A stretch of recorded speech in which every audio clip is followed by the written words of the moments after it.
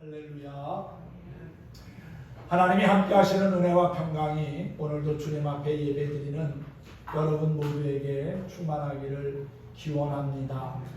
계속되는 무더운 날씨와 또 코로나 바이러스의 기승으로 우리의 삶을 지치고 힘들게 하지만 하나님을 의지하는 믿음을 가지고 하루하루 이기며 살아가는 여러분 모두를 축복합니다.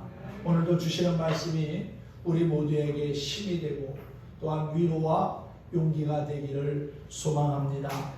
지금 우리는 최첨단 과학의 시대를 살고 있습니다. 과학은 우리를 풍족하게 하고 수많은 좋은 것들을 공급합니다. 때로는 완전하다 할 만한 것들을 만들어 감탄을 자아내게도 합니다. 하지만 아무리 대단한들 우리는 결코 인간이라는 한계에서 벗어나지 못합니다. 인간이 지극히 작고 연약한 존재임을 알고 있기에 사람들은 건강에 큰 관심을 보이며 건강을 위해서라면 무엇이든지 적극적으로 도전을 하지요. 이런 면에서 보면 우리 그리스도인들도 별반 다르지 않습니다. 하지만 하나님은 사람을 만드신 후 너희는 완전하니 스스로 살아가라고 하지 않으셨습니다. 성경은 육체가 언제나 제한이 있고 이 세상 모든 것들을 해결할 수 있는 만능 기계가 아님을 증언하고 있습니다. 즉 우리는 처음부터 지금까지 매 순간을 하나님의 영향 아래에서 살아가고 있다는 것이지요. 그러므로 하늘의 능력을 얻기 위해 그 능력을 얻을 수 있는 영향권 안으로 들어가야 합니다. 우리의 나약함과 부족함을 아시는 우리 주님께 나아갈 때 삶이 개선이 되고 또한 영적인 체질의 변화를 경험하게 될 거라고 믿습니다. 모든 부모는 건강하고 잘난 자녀보다는 오히려 약하고 부족한 자녀를 더 안쓰럽게 여기고 가슴 저리게 보는 것 같습니다. 예수님이 우리를 보실 때도 마찬가지입니다. 한없이 측은하게 여기시고 또한 어떻게 하면 우리에게 좋은 것을 주실까 그렇게 생각하시며 돕는다는 사실이지요. 그것이 바로 긍휼하심입니다. 이렇게 우리를 긍휼히 여기시는 주님이 계신 자리로 더 가까이 나아가기를 힘쓰는 것이 바로 신앙생활이지요. 때마다 일마다 더 좋은 것으로 채워주시는 은혜의 보좌를 향하여 오늘도 더 가까이 나아가는 하나님의 사람들이 되기를 축원합니다.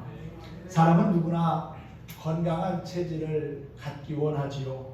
그래서 음식을 조절하며 다이어트도 하고 또한 삶의 리듬을 조절하면서 절제의 시간을 갖기도 합니다. 체질을 개선한다는 것이 말처럼 그렇게 쉽지는 않습니다.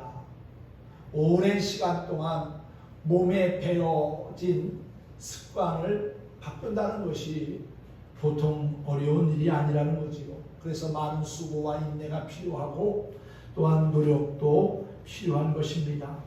육신의 체질을 개선하기 위해서 많은 시간과 물질을 쓰면서 우리는 영혼의 체질을 개선하기 위해서 어떻게 살아가고 있는지를 한번 돌아봤으면 합니다. 말씀과 기도 그리고 하나님께서 기뻐하시는 예배를 통해 날마다 예수 그리스도를 닮아가는 영적 체질의 소유자가 되기를 간절히 소망합니다. 그런 의미에서 오늘은 영적 체질을 개선하라는 제목으로 함께 은혜를 나누고자 합니다. 성경은 우리에게 명확하며 분명한 선언을 합니다. 성경은 결코 우리에게 애매모호한 말을 하지 않는다는 것이지요. 성경은 우리의 구원이나 은혜, 진리, 영생, 천국 또 지옥이나 저주, 멸망 심판 등에 대해서 말할 때에 너무나 분명하고 뚜렷하게 말합니다. 절대로 심의하거나 흐리멍텅하게 우리에게 말씀하지 않는다는 거지요. 모든 철학은 가설을 전제로 합니다. 하지만 성경은 영원한 진리를 우리에게 선포하고 있습니다. 또한 성경은 하나님의 말씀이지요. 하나님은 지금도 살아계신 전능하신 아버지이십니다. 그 하나님을 신뢰하고 그분이 우리에게 주시는 말씀을 마음에 품고 살아갈 때 죄의 유혹과 시험을 이기며 하나님의 자녀로서 승리의 삶을 살아가게 될 거라고 믿습니다. 우리에게 살아계신 하나님의 말씀을 들려주시고 깨달아 알게 하심을 우리는 늘 감사하며 살아야 하고요. 또한 하나님의 말씀이 우리에게 구원과 영원한 생명을 가져다 주기에 우리가 주님 앞에 가는 그날까지 그 말씀을 의지하며 또한 그 말씀을 붙잡고 살아가야 될 것입니다.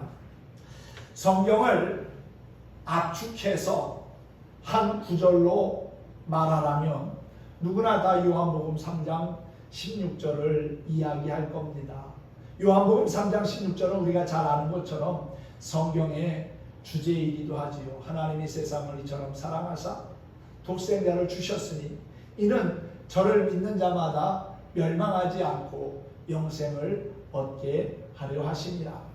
하나님의 구원의 역사가 바로 요한복음 3장 16절 그 한 절에 압축되어져 있다는 사실입니다. 예수님을 믿으면 구원을 받을지 모른다 이렇게 소개하지 않습니다. 믿는 자는 구원을 얻고 또한 하나님의 자녀가 된다고 분명히 말씀하고 있습니다. 아들을 믿는 자에게는 영생이 있을지 몰라 그렇게 말씀하지 않지요. 아들을 믿는 자에게는 영생이 있고 라고 분명히 말합니다. 또한 예수님은 나는 부활이요 생명이니 나를 믿는 자는 죽어도 살겠고 무릇 살아서 나를 믿는 자는 영원히 죽지 아니하리라 분명한 말씀을 하셨지요. 또한 주 예수를 믿으라 그리하면 너와 네 집이 구원을 얻으리라 분명한 말씀입니다. 구원을 얻을 수도 있을 거야 그렇게 말씀하지 않았다는 겁니다. 여기에는 구원을 얻을까 얻지 못할까 하는 애매모호한 말이 없습니다. 불확실한 진리를 말하지 않습니다. 분명하고도 확실한 보증이 됨을 믿으시기 바랍니다. 로마서 12장 2절은 너희는 이 세대를 본받지 말고 오직 마음을 새롭게 함으로 변화를 받아 하나님의 선하시고 기뻐하시고 온전하신 뜻이 무엇인지 분별하도록 하라 그렇게 말씀했고요. 또한 오늘 말씀에도 보면 오직 너희는 택하신 족속이요 왕같은 제사장들이요 거룩한 나라라고 말씀하고 있습니다. 하나님의 말씀은 늘 분명한 확신을 우리에게 제시하고 있고요. 그 말씀을 지켜 행하라고 권면합니다. 그 말씀을 지켜 행하는 것이 우리에게 유익하고 또한 영원한 생명의 길로 나아가는 지름길이 되기 때문에 그렇지요. 오늘 본문 말씀인 10절에도 너희가 전에는 백성이 아니더니 이제는 하나님의 백성이요 전에는 긍휼을 얻지 못하였더니 이제는 긍휼을 얻은 자라고 말씀하고 있습니다. 너무나 명확하고 정확한 진리 아닙니까? 전에는 백성이 아니었다고 하는데 이게 무슨 말일까요? 그 전이라고 하는 말은 예수님을 만나기 이전을 의미합니다. 예수님을 믿기 전에 우리의 모습을 이야기하는 거지요. 예수님을 믿기 전에는 다 하나님의 자녀도 아니었고 하나님의 백성도 아니었습니다. 그때는 마귀의 종이었고 마귀의 종이었습니다. 죄의 종이었다는 거지요. 에베소서 2장에서는 죄와 허물로 죽었던 자들이었고 세상 풍조를 따르고 공중의 권세 잡은 자 마귀를 따라 살던 자였다는 것입니다.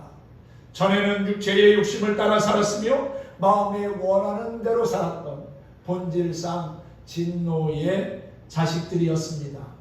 전에는 우리의 몸을 부정과 불법에 들여서 방탕한 삶을 살았습니다. 그런데 이제는 예수 그리스도를 믿음으로 말미암아 죄사함과 구원을 얻은 하나님의 자녀가 되었다는 사실이지요. 우리는 지금까지 살아오면서 참 많은 하나님의 은혜를 받았고 또 누리며 살아왔습니다. 그런데 여러분, 하나님의 은혜 가운데 가장 큰 은혜가 무엇인지 아십니까? 그것은 바로 우리가 죄에서 자유함을 얻고 구원함을 얻었다는 겁니다. 하나님의 자녀가 되었다는 거지요. 이것은 우리의 노력과 우리의 수고로 이룰 수 있는 것이 결코 아닙니다. 인간이 아무리 똑똑하고 뛰어나다고 해도 스스로가 하나님의 자녀가 될 수는 없다는 것이지요. 하나님이 우리를 자녀 삼아주셔야, 우리를 긍휼히 여기셔야 우리는 하나님 나라의 백성이 되고 영원한 생명을 얻을 수 있는 겁니다. 그래서 은혜라고 하는 겁니다.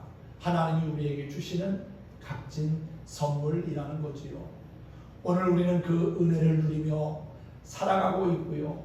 그 은혜 때문에 오늘 이렇게 주의를 지키며 예배하는 자로 있는 줄 믿습니다. 사랑하는 성도 여러분, 하나님이 우리에게 주신 이 귀한 은혜를, 구원받은 은혜를 잊지 말고 늘 감사하면서 잘 지켜갈 수 있기를 소망합니다.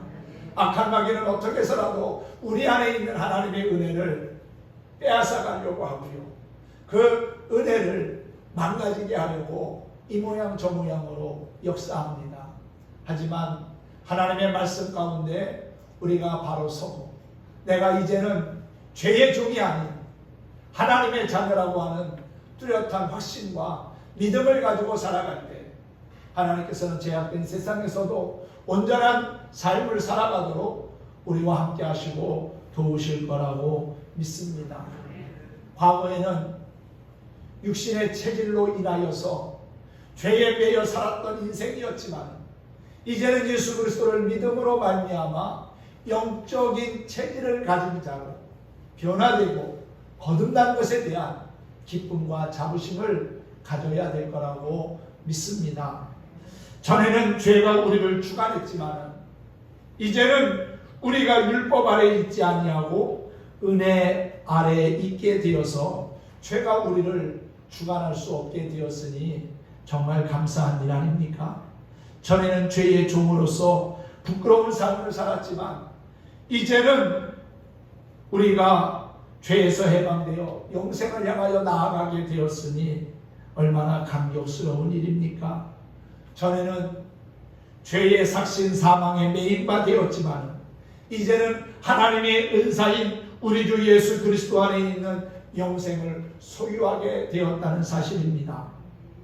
전에는 죄와 사망의 법 안에서 살았는데 이제는 생명의 성령의 법 안에서 진정한 자유와 기쁨을 누리게 되었으니 얼마나 감사한 일입니까?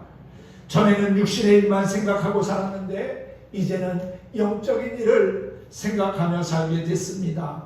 전에는 종의 영을 받아서 하나님을 아바 아버지라 부를 수 없었지만 이제는 양자의 영을 받아서 하나님을 아빠 아버지라고 부를 수 있게 된 것이지요. 전에는 버림받은 자식이었지만 이제는 하나님의 영광을 소유한 후사로서 그분의 고난에 동참할 수 있는 신분을 얻은 것입니다. 전에는 악한 마귀의 위협과 공간 앞에서 벌벌 떠는 존재였지만 이제는 예수 그리스도를 믿음으로 말미암아 누가 우리를 그리스도의 사랑에서 끊을 수 있는가? 시험과 환난 앞에서도 두려워하지 아니하고 오히려 담대하게 전진하며 살아갈 수 있는 자가 된 겁니다. 전에는 어둠에 속한 자였지만 이제는 빛 가운데 속한 자로 거듭난 삶을 살아가게 된 것이지요. 전에는 주님을 기쁘시게 할 것이 뭔지 몰라서 방황하기도 하고 낙심하는 시간을 갖기도 했지만 이제는 주님을 어떻게 하면 기쁘시게 할까 생각하며 깨달아 알아 예배자의 삶을 살게 된 것입니다. 전에는 술 취하고 방탕한 삶을 살면서도 그것이 잘못된 줄 모르고 살았는데 이제는 성령 충만하여 지혜롭고 깨끗한 생활을 하기를 소망하는 자가 되었으니 감사한 일이지요. 전에는 세상 노래만 부를 줄 알고 세속의 즐거움만 추구했는데 이제는 거룩한 노래를 찬송을 부르는 성도가 된 겁니다. 전에는 불평과 불만을 입에 달고 살았는데 이제는 감사와 찬송이 입술을 통하여 흘러나오게 되었으니 참 감사한 일이지요. 전에는 그리스도 없이 살았고 하나님 눈밖에 난 자였지만 이제는 주 안에서 한 형제 자매의 가족으로 살게 되었습니다. 전에는 하나님과 원수 맺은 자였지만 이제는 흠없고 책망할 것이 없는 하나님의 자녀가 되었다는 것이지요. 그렇게 우리는 영적인 신분이 바뀌면서 영적 체질의 소유자가 된 것입니다. 하나님의 자녀가 된 것이라는 사실이지요. 하나님의 거룩한 백성이기에 하나님의 거룩한 자녀다움의 삶을 살아야 하는 겁니다. 골로새서 1장 21절과 22절의 말씀을 보면은 전에 악한 행실로 멀리 떠나 마음으로 원수 되었던 너희를 이제는 그의 육체의 죽음으로 말미암아 화목하게 하사 너희를 거룩하고 흠없고 책망할 것이 없는 자로 그 앞에 세우고자 하셨으니 라고 했어요. 우리는 하나님의 거룩한 백성으로서 세상과 구별된 자신의 신분에 대한 확신을 가져야 합니다. 요한복음 1장 12절은 우리에게 이렇게 말합니다. 영접하는 자, 곧 그 이름을 믿는 자들에게는 하나님의 자녀가 되는 권세를 주셨다고 말이지요. 여러분 이 말씀 잊지 말고 늘 기억하시기를 바랍니다. 나는 예수님을 영접함으로 말미암아 이제는 하나님의 자녀가 되었다는 확신, 믿음을 갖고 살아가야 한다는 것이지요. 구원받은 천국 백성임에도 불구하고 여전히 죄 가운데 매여 산다면, 하나님의 자녀답지 못한 삶을 산다면 악한 마귀가 좋아할 노릇입니다. 악한 마귀의 타켓이 아닌 하나님 마음에 합한 자의 삶을 살아가면서 늘 주님과 함께하기를 기뻐하는 신실한 그리스도의 모습이 저와 여러분의 모습이 되었으면 합니다. 하나님의 자녀가 되었음에도 불구하고 여전히 죄 아래서 근심하며 부끄러운 삶을 살면 안 됩니다. 하나님의 자녀다움을 드러내며 당당하게 살아야 할 것입니다. 우리는 하나님의 백성, 성도입니다. 구별된 하나님의 사람들이라는 뜻이지요. 주 안에 있는 자에게는 딴 근심이 없습니다. 그러므로 우리는 내 앞길이 멀고 험해도 주님을 찬송하면서 따라가야 될 줄로 믿습니다. 전날의 한숨이 변하여 찬송이 되게 하시는 분이 지금도 살아계신 전능하신 하나님이라는 사실이지요. 우리가 즐겨 부르는 찬송가 370장 주 안에 있는 나에게 그 찬송을 보면은요 얼마나 우리에게 큰 감동을 주는지 모릅니다. 1절만 한번 같이 찬송해 볼까요? 370장 1절 같이 한번 찬송해 보겠습니다.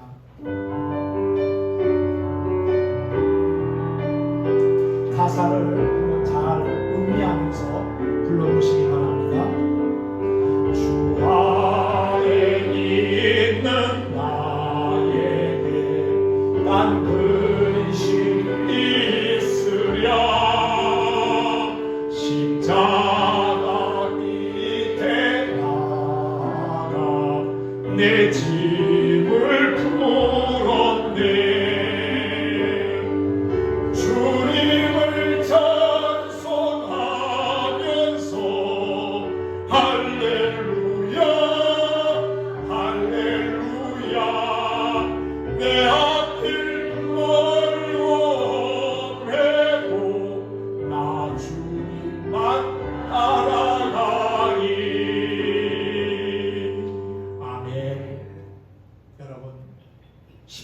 앞에 나아가면 내 삶의 무거운 짐이 벗겨집니다.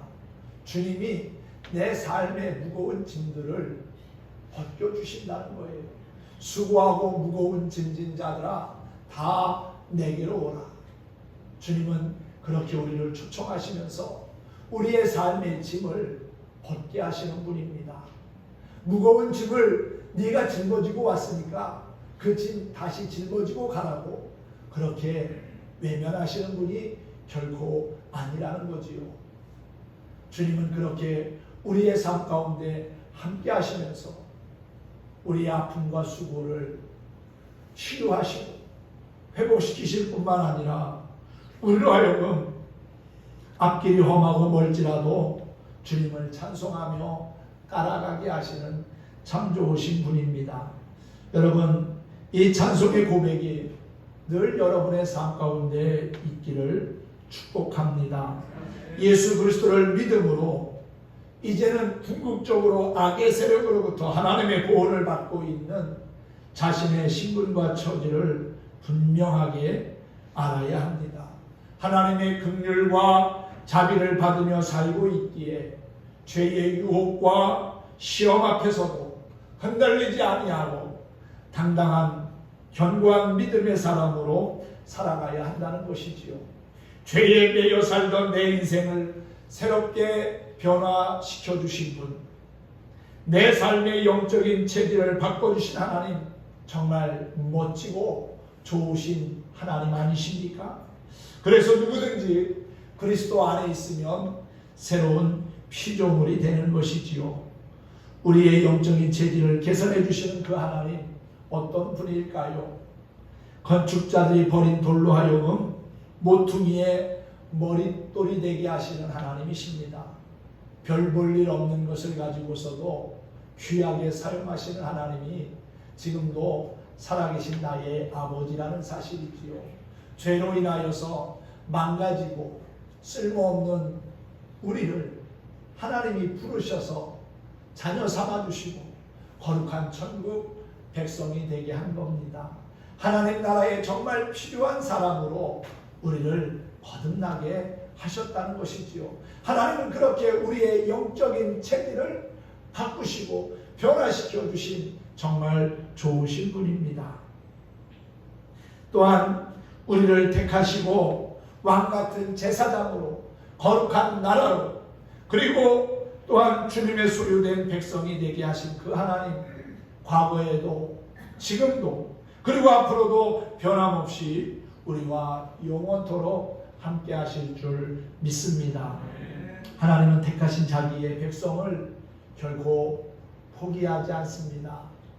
버리지 않습니다. 우리는 물건을 사용하다가 마음에 들지 않으면 버립니다. 고장나면 버립니다. 또 실증나면 버립니다. 그런데 하나님은 우리를 그렇게 쓸모없는 물건처럼 내버리시는 분이 결코 아니라는 거지요. 행여나 우리가 곁길로 가고 죄악된 길로 나아갈지라도 다시금 돌아오기를 애타게 기다리시고 또 돌아오면 긍휼과 자비의 손길을 내밀어 위로하시고 용서하시고 다시금 하나님의 거듭난 백성과 자녀로 살아가게 하시는 참 좋으신 분이라는 사실입니다. 여인이 낳은 자녀를 포기하는 일이 혹 있을지라도 하나님은 결코 버리지 않는다고 하셨습니다. 이사야서 49장에 보면은 이런 말씀이 있어요. 하늘이여 노래하라, 땅이여 기뻐하라, 산들이여 즐거이 노래하라. 여호와가 그 백성을 위로하셨은즉 그의 고난당한 자를 긍휼히 여기실 것이니라. 오직 시온이 이르기를 여호와께서 나를 버리시며 주께서 나를 잊으셨다 하였거니와 여인이 어찌 그 젖 먹는 자식을 잊겠으며 자기 태에서 난 아들을 긍휼히 여기지 않겠느냐. 그들은 혹시 잊을지라도 나는 너를 잊지 아니할 것이라 그랬어요. 이사야가 활동하던 시대는 이스라엘이 참 어려운 시기였습니다. 하나님과의 관계가 무너졌고 우상을 섬기고 불신앙으로 인해서 이방 나라의 침략을 받아 나라가 회파되고 무너지고 많은 젊은이들이 포로로 붙잡혀간 우울한 암흑의 시기였습니다. 백성들 스스로도 절망하고 자포자기했습니다. 이제 우리는 끝났나 보다. 하나님이 우리를 떠나셨나 보다. 하나님이 이제 우리를 버리셨나 보다라고 절망의 목소리를 높일 때 하나님은 이사야 선지자들을 통해서 그들에게 희망을 선포하게 하시지요. 하나님이 결코 이스라엘 백성들을 포기하지 않으셨다고, 버린 것이 아니라고, 하나님은 기다리고 또 애타게 그들을 찾고 계시다는 말씀을 합니다. 주홍같이 죄가 붉을지라도 먹과 같이 검을지라도 회개하고 돌이키면 신눈과 같이 변화되게 하시고 새롭게 하시는 분이 하나님이심을 선포하지요. 절망 가운데 있다고, 어둠 가운데 있다고 낙심하면 안 됩니다. 하나님은 우리로 하여금 다시금 살아갈 수 있는 힘과 용기를 주시는 전능하신 나의 아버지라는 사실이지요. 우리는 지금 코로나 바이러스로 인한 어려움을 1년 반 넘게 보면서 지내오고 있습니다. 전 세계적으로 이 코로나 팬데믹이 많은 사람들을 위험에 빠뜨리고 죽음에 이르게 하여 두려운 것으로 여기고 있지만 하나님은 분명히 이 또한 지나가게 하시고 우리에게 새날을 허락해 주실 거라고 믿습니다. 사람들은 생각합니다. 이렇게 우리는 평생을 코로나와 사는 것이 아닌가? 이렇게 살다가 혹시나 세상에 종말이 오는 것은 아닐까? 두려운 마음을 갖고 걱정하며 근심하며 살아가는 이들도 있습니다. 그런데 여러분, 분명한 사실은 하나님은 우리를 결코 무너지게 망가지게 놔두고 그것을 즐기시는 분이 결코 아니라는 거지요. 이 또한 지나가게 하시고 또한 우리로 하여금 새날을 보게 하실 것이고 또한 하나님의 놀라운 구원의 역사를 반드시 확인시켜 줄 거라고 믿습니다. 하나님에 대한 믿음을 가지고 끝까지 잘 견디고 이겨나가는 신실한 그리스도인이 되기를 소망합니다. 주님은 말씀합니다. 내게 오는 자를 내가 결코 쫓아내지 아니하리라. 어려운 상황과 여건 속에서도 하나님을 찾고 의지하는 자를 하나님은 결코 외면하시지 않는다는 겁니다. 내가 저희에게 영생을 주노니 영원히 멸망치 아니할 터이요 또 저희를 내 손에서 빼앗을 자가 없으리라. 하나님이 우리를 붙드신다면, 하나님이 우리와 함께 하신다는 사실을 안다면 우리는 더욱더 담대하게 죄악된 세상과 맞설 수 있지 않겠습니까? 사랑하는 성도 여러분, 우리를 죄에서 건져주시고 구원해 주신 것만 해도 얼마나 큰 은혜입니까? 그런데 여기서 끝나지 않고 하나님의 백성과 자녀로 그리고 긍휼을 얻은 자로 영생에 이르게 하셨으니 얼마나 감사합니까?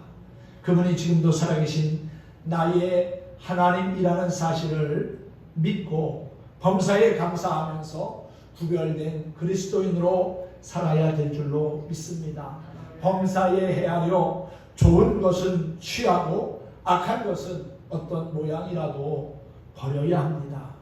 오늘날 모든 것이 복잡해지고 빠르게 변하기 때문에 옳고 그른 것을 분별하는 일이 쉽지는 않지만 좋은 것을 얻기 위해서는 반드시 영적인 안목을 가지고 분별할 수 있어야겠지요.